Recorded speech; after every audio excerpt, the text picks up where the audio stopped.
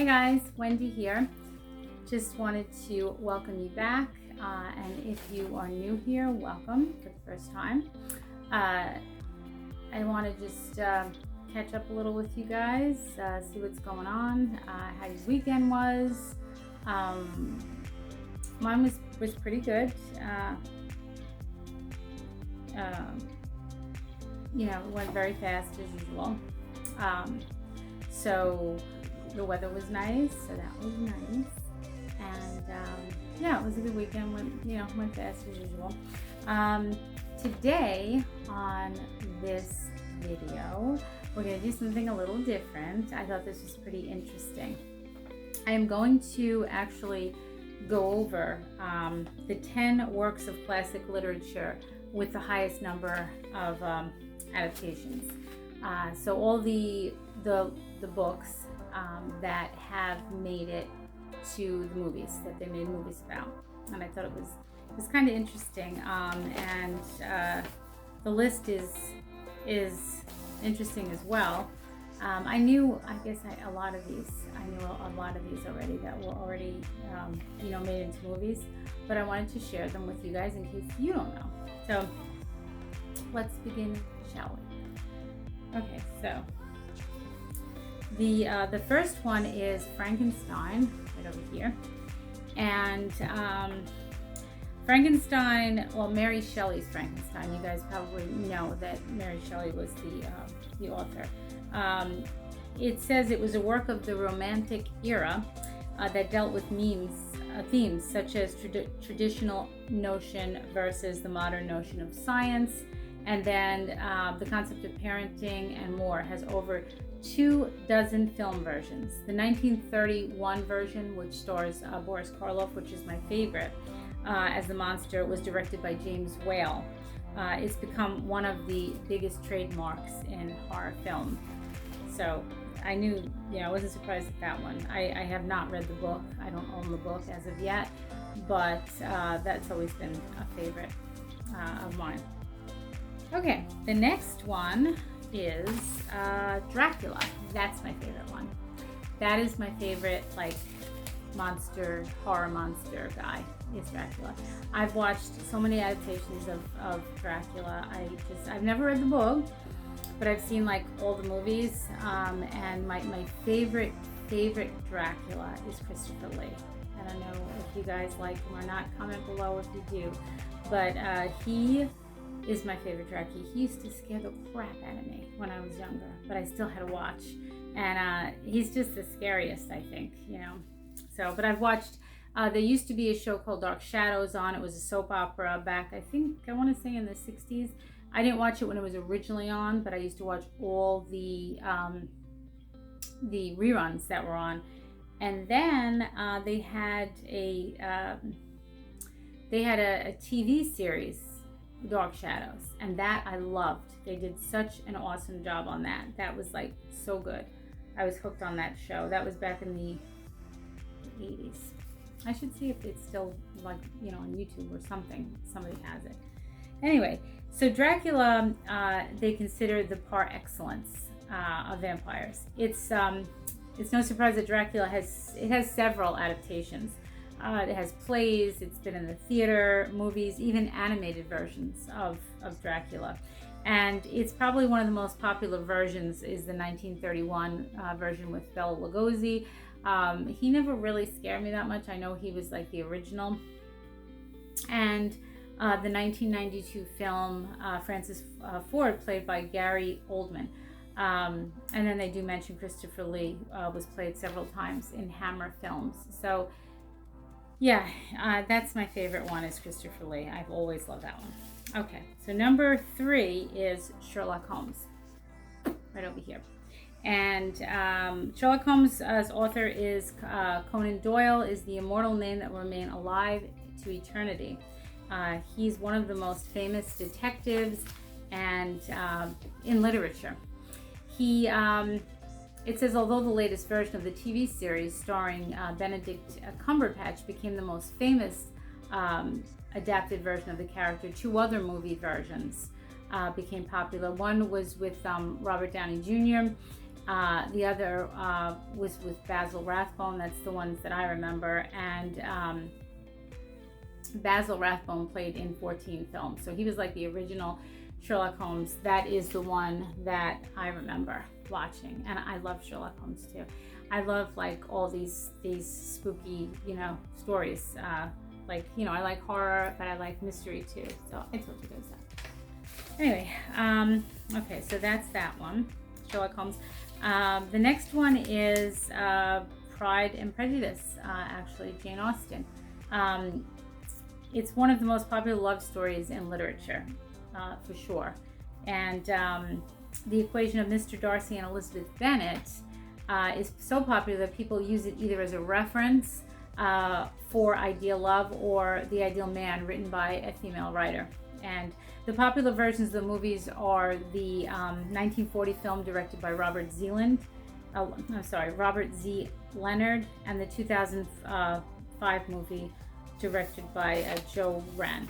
So that's definitely a classic. And I knew that they had made that into a movie as well, but I've never seen it.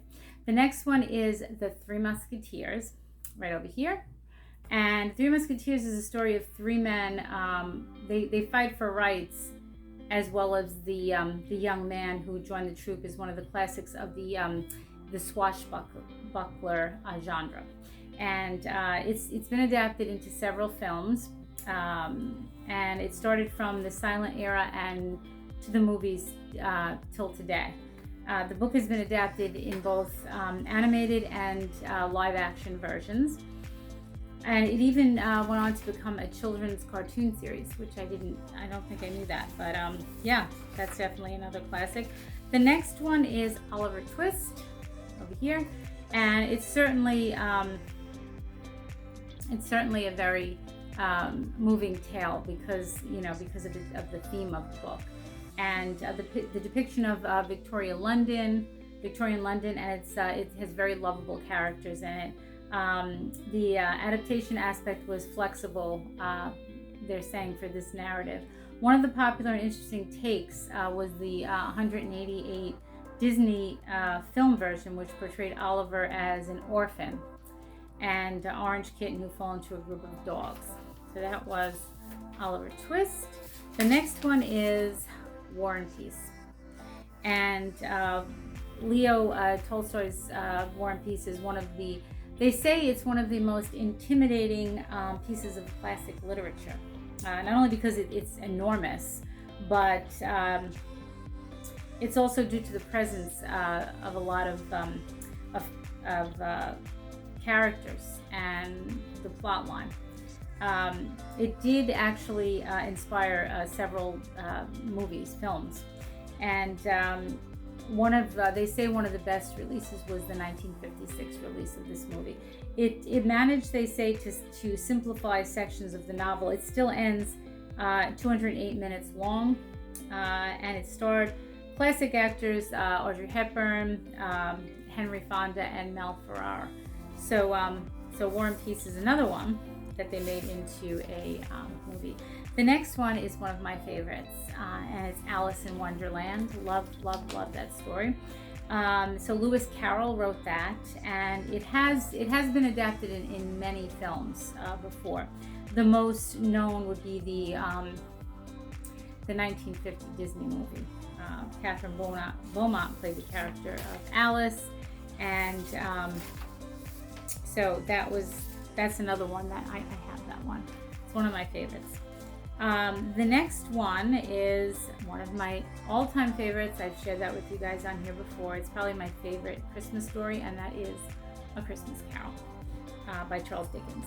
So it's probably proven to be one of the most stable classic novels that have ever been transformed into film. The first version appeared in the year 1901, and it has been adapted over a dozen times in animation, and also they're saying in live action films. I don't know if you guys, I'm sure a lot of you did, saw the animated version with Jim Carrey, which I love. I own that. I saw it in the movies and it was awesome. They did a great job. So I've seen almost every version of The Christmas Carol that there is. So I just love that story. Okay, the next one. Sorry if I'm looking down, guys. I'm just looking at the notes here. Les Mis is the next one, and that was the first film version of Victor Hugo's. It's his huge novel that appeared. Appeared in the year 1987, and then in a short movie by Lumiere Brothers.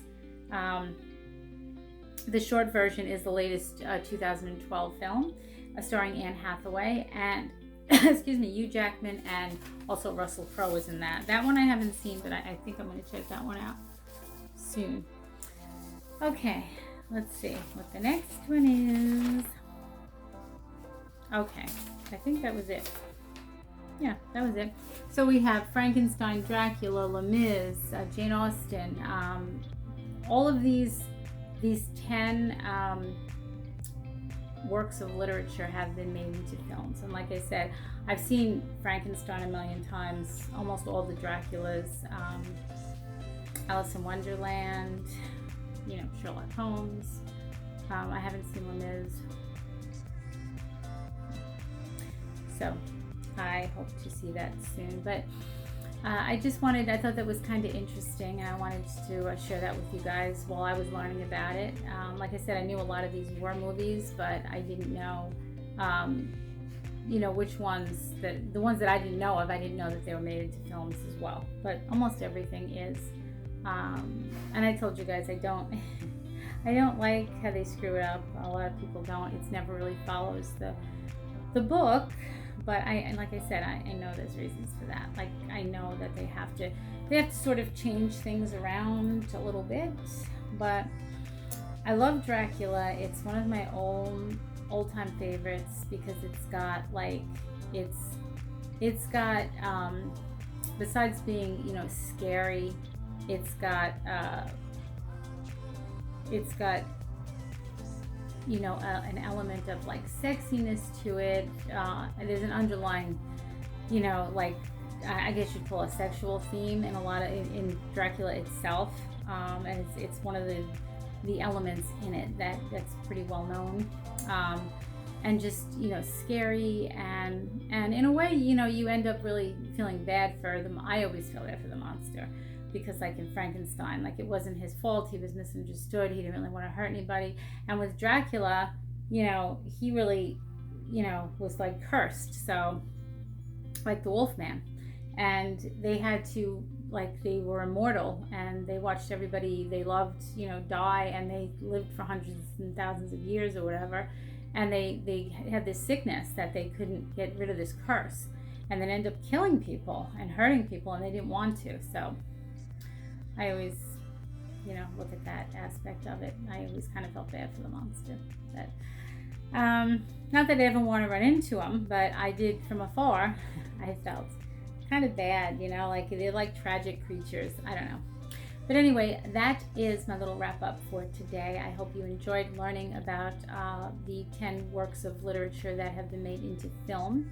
And I will be back here again on Friday, so don't forget. And please, if you like this video, please hit the like and subscribe button below. I appreciate it each and every time. This is one of the brightest spots of my whole week is sitting with you guys and talking all things books, and just getting to interact with you guys. So I really do enjoy it. So thank you so much for spending time with me. And I will see you guys again on Friday. Don't forget to tune in. See ya.